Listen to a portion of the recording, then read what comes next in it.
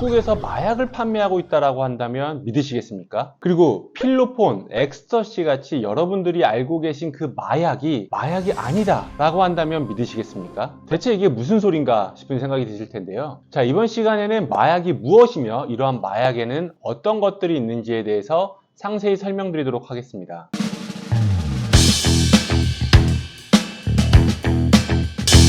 안녕하십니까. 변호사랑의 최의준 변호사입니다. 제가 지금까지 약 2,000건 정도의 형사사건을 처리를 했었는데요. 그 중에서 한 30%에서 40% 정도가 마약 사건이었습니다. 다시 말해서 이 마약 사건이 제가 취급하고 있는 형사사건에서도 저의 주요 분야다 이렇게 이야기를 할 수 있는데요. 요새 마약에 대한 관심이 뜨거운 만큼 이번 시간에는 마약에 대해서 낱낱이 파헤쳐 드리도록 하겠습니다. 먼저 마약의 종류에는 어떤 것들이 있을까요? 여러분들이 흔히 알고 계신 마약은 마약류 관리법상 마약류로 정의가 되고 있고요. 이 마약류는 다시 마약, 향정신성 의약품, 그리고 대마 이렇게 세 가지로 구분됩니다. 마약은 무엇일까요? 마약류관리법상 마약은 양귀비, 코카인, 아편 또는 이와 유사한 화학적 합성품 등을 의미합니다. 대표적으로는 드라마의 소재로 자주 등장하고 유명 연예인들을 통해서 널리 알려진 코카인이 있고요. 최근 미국 사망 원인 1위로 꼽히고 있는 펜타닐이 있습니다. 참고로 펜타닐은 마약성 진통제로 국내에서 의료용으로 널리 이용되고 있습니다. 여러분들이 제왕절개 수술을 하시거나 혹은 큰 수술을 한 경우에 진통제로서 펜타닐을 투약하기도 하고요. 허리나 몸에 큰 통증이 있다고 한다면 파스 형태의 펜타닐을 처방해주고 있습니다. 그런데 미국의 펜타닐과 우리나라 펜타닐에 약간의 차이점이 있는데요. 미국에서 지금 문제가 되고 있는 펜타닐 같은 경우에는 정말 펜타닐 원액 그 결정체를 가지고 만들기 때문에 한 꼬집만 체내에 유입이 된다 하더라도 사망에 이를 수 있습니다. 하지만 국내에서 합법적으로 처방을 해주고 있는 펜타닐은 극소량의 펜타닐을 희석시켜서 사용을 하고 있기 때문에 상대적으로 안전하다고 볼 수는 있으나 이 역시 과다 투약을 할 경우에는 생명이나 신체에 큰 영향을 미칠 수밖에 없습니다. 그래서 국내에서 발생하는 대부분의 펜타닐 사건은 미국처럼 극소량의 펜타닐 가루, 결정 이런 원재료를 애매하거나 투약하는 사건이 아니라 병원에 가서 펜타닐 패치를 과처방받은 사건들이 대부분입니다. 그 외에도 아편, 몰핀, 양귀비 같은 고전 마약들이 있기는 한데요. 사실 요새 이러한 마약들을 투약하는 경우들은 거의 없습니다. 양귀비를 투약한 사건을 뉴스에서 접하지는 못했을 거예요. 하지만 한 해에 끊임없이 양귀비 관련된 마약 사건들이 일어나고는 있거든요. 시골에서 할머님들이 꽃이 예뻐서 이 양귀비를 화단이나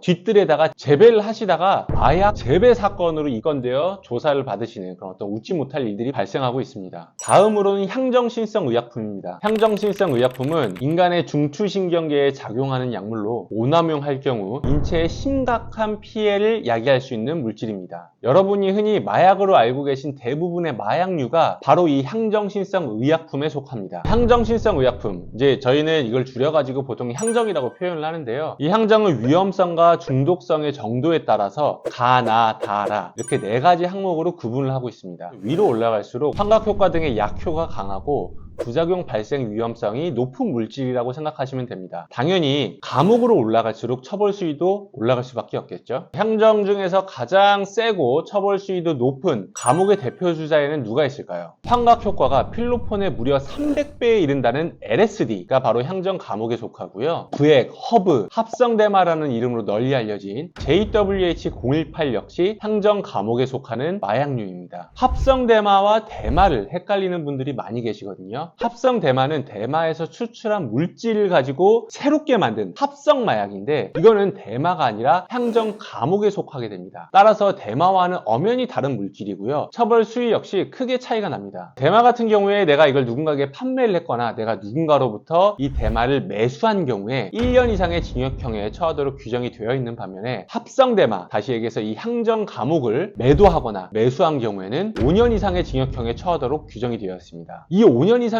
어느 정도냐? 여러분, 살인죄를 저지른 경우에 5년 이상의 징역형에 처하도록 규정이 되어 있습니다. 다시 얘기해서 합성 대마와 같은 향정 감옥 마약류를 매수한 경우에는 살인죄와 같은 처벌을 받게 된다라는 점을 반드시 명심하셔야 됩니다.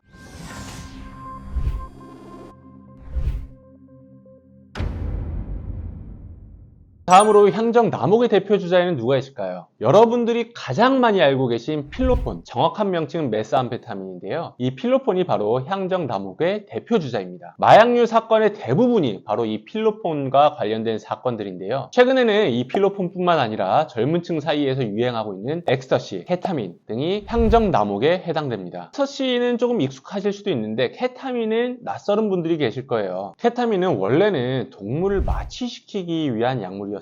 하지만 요새는 필로폰을 대체하는 신흥 약물로 떠오르고 있는데요. 유흥업소나 클럽에서는 데이트 약물로 불리기도 합니다. 여러분, 데이트 약물 하면 뭔가 떠오르는 게 있지 않으세요? 바로 버닝썬 사태를 통해서 널리 알려진 일명 물뽕, GHB라는 약물인데요. 이 물뽕 같은 경우에는 향정 라목에 속하는 마약류입니다. 라목에는 물뽕 외에도 내시경을 받을 때 투약하셨던 프로포폴, 신경안정제 혹은 수면제로 널리 알려진 졸피뎀 역시 향정신성 의약품 라목에 속합니다. 자, 다음으로 대마인데요. 대마는 제가 굳이 설명드리지 않아도 많은 분들이 알고 계실 것 같습니다. 바로 이렇게 생긴 식물인데요. 대마의 잎과 꽃대 부분을 건조한 후 갈아서 담배처럼 말아서 피우는 것을 의미합니다. 요새는 이 대마초의 주요 성분이라고 할 수 있는 THC 성분을 추출을 해서 이걸 가지고 새로운 식품들을 많이 가공을 하고 있는데요. 요새 이제 젊은 층들 사이에 많이 퍼지고 있는 게 전자담배 형태로 만든 액상 대마가 있고요. 또 이 대마를 주 원료로 해서 만든 대마 껌, 대마 젤리, 대마 쿠키와 같은 것들이 식용에 좀 용이하다 보니까 젊은 층들, 특히 유학생들을 통해서 많이 퍼지고 있습니다. 오늘 제가 알려드린 마약류에 대한 정보를 참고하셔서 마약류 사건에 연루되는 일은 없도록 하시고요. 만약에 호기심에 혹은 의도치 않게 마약 사건에 연루가 되었다라고 한다면 반드시 마약 전문 변호사의 조력을 받으시길 바랍니다. 지금까지 변호사랑의 마약 전문 최의준 변호사였습니다.